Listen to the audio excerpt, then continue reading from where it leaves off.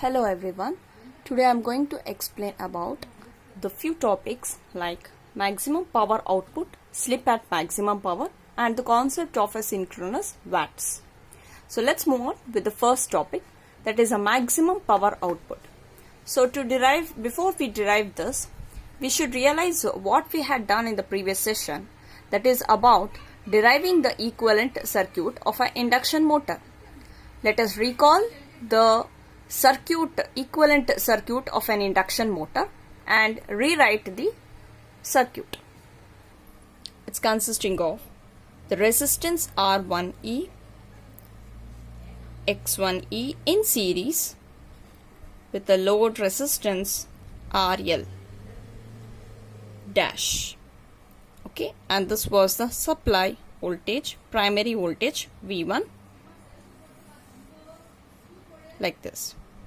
So this R1E plus X1E corresponds to the impedance Z1E, and into this circuit the current which flows is denoted as I2R dash, that is the secondary rotor current.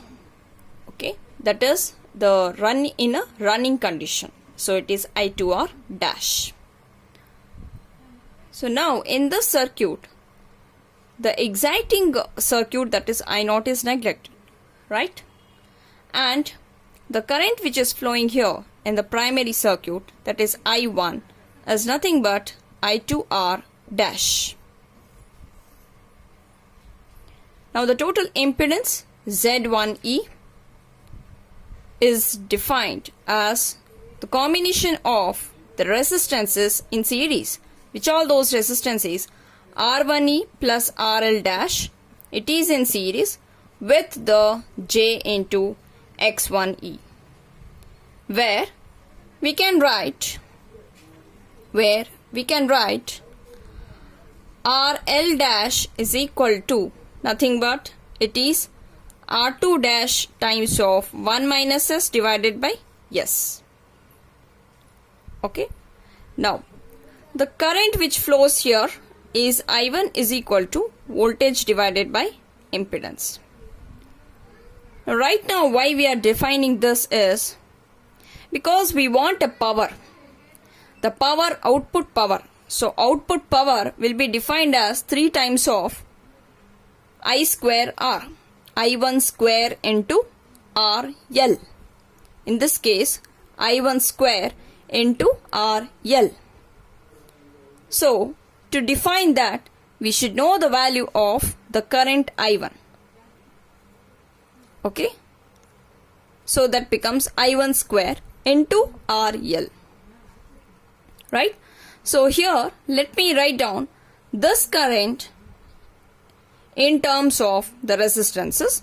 So that is V1 divided by, what is this Z1E? Again it corresponds to square root of, we can write it as otherwise we can write it as in a complex form, that is R1E plus RL dash plus J into X1E, which is again equal to V1 divided by square root of R1E plus RL dash whole square plus X1E square. Okay, now let us define the power supply to the load, that is output, P out. So P out is defined, P out per phase is defined as I1 square into RL. So therefore the total power output will be equal to 3 times, because it becomes output power. Here output power per phase. So how many phase? It is 3 phase. So therefore we need to multiply by 3. So therefore it will be 3 times of I1 square into RL. Now we will substitute the values 3 into V1 square into divided by R1E plus RL dash whole square plus X1E square. This is nothing but I1 square, right? Now multiply by RL dash. RL dash. Okay, RL dash. So this is what the output power. Now let us find out what will be the maximum output power. To get the maximum output power, we need to differentiate this above equation. Let me call this as equation 1, and we have to differentiate this above equation with respect to the RL dash. With respect to the RL dash. Okay. Now to get the condition for a maximum power output. So the condition for a maximum power output, condition for maximum power output is given by differentiation of d P out with respect to RL dash is equal to 0. So now let us differentiate this first equation.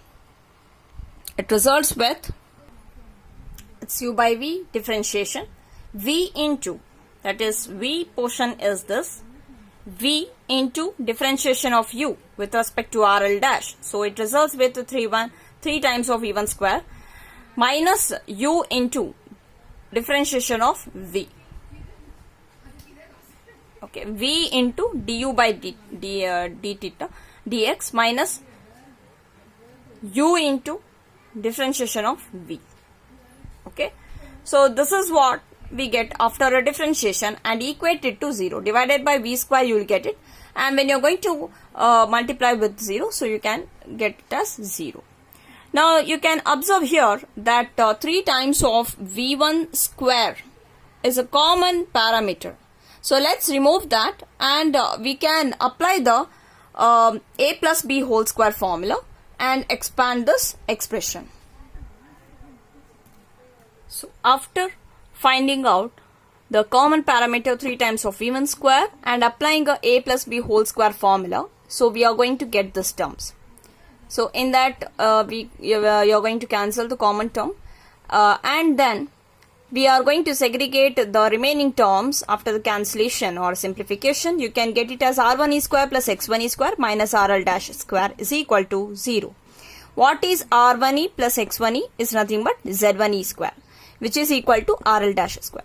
Therefore, we can obtain that impedance Z1e is equal to RL dash. Impedance Z1e is equal to RL dash. So this is what the maximum power output which you are going to derive it.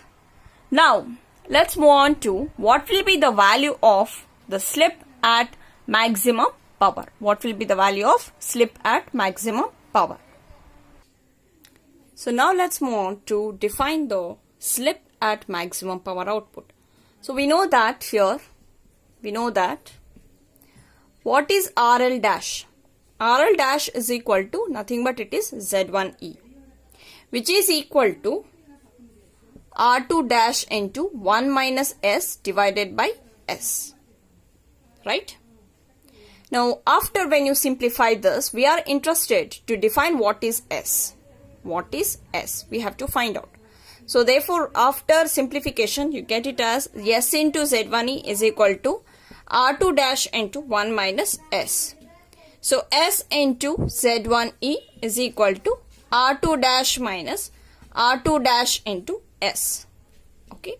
So then we can get Z1e plus R2 dash into S, which is equal to R2 dash. So here S is the common parameter which you can take up. R2 dash is equal to R2 dash. Therefore, we can get the value as slip is equal to R2 dash divided by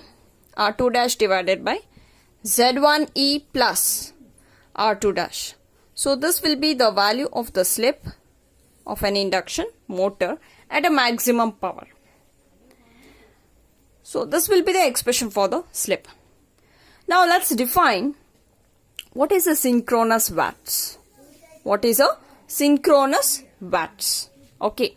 So we are going to prove that synchronous watts.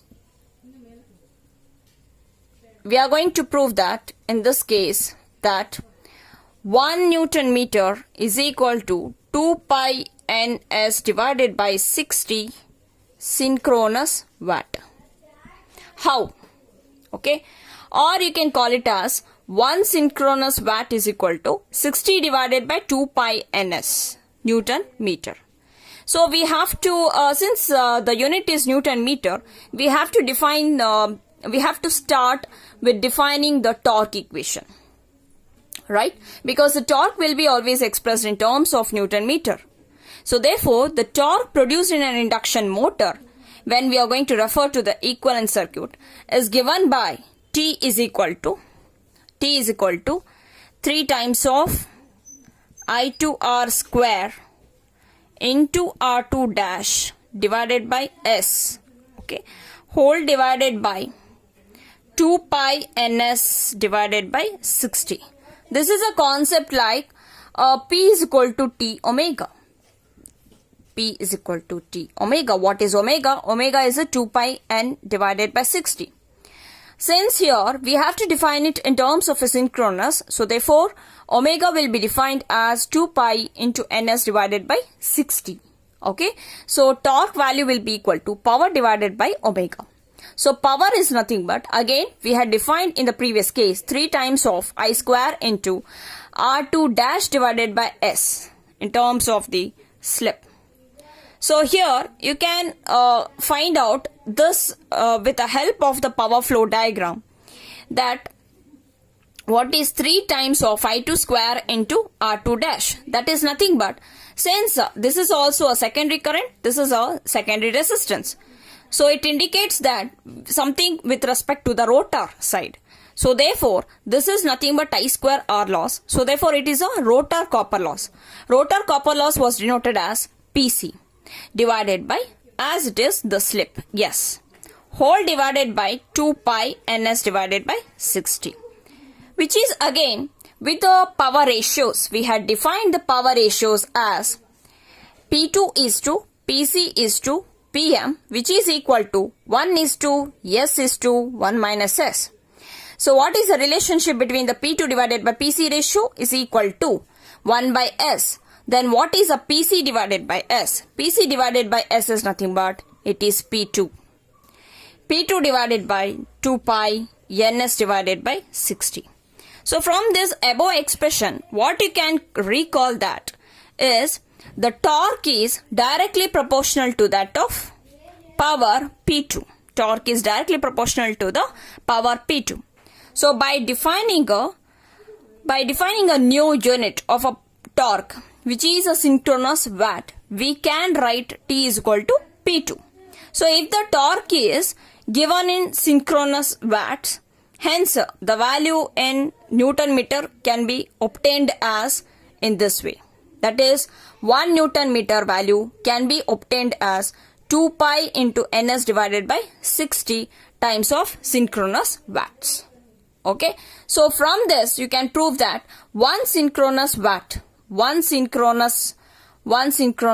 you can see here, this is expressed in Newton meter, right? So 1 Newton meter value will be equal to 2 pi into ns divided by 60 times of synchronous watts. Okay, after the simplification, you can see that here T is directly proportional to P2, and we can just write down this as 60 divided by 2 pi ns. So from this you can say that this torque is nothing but the unit is in Newton meter. So therefore 1 synchronous watt is equal to 60 divided by 2 pi ns, 60 divided by 2 pi ns Newton meter, or else 1 Newton meter is equal to 2 pi ns divided by 60 times of synchronous watts. Thank you.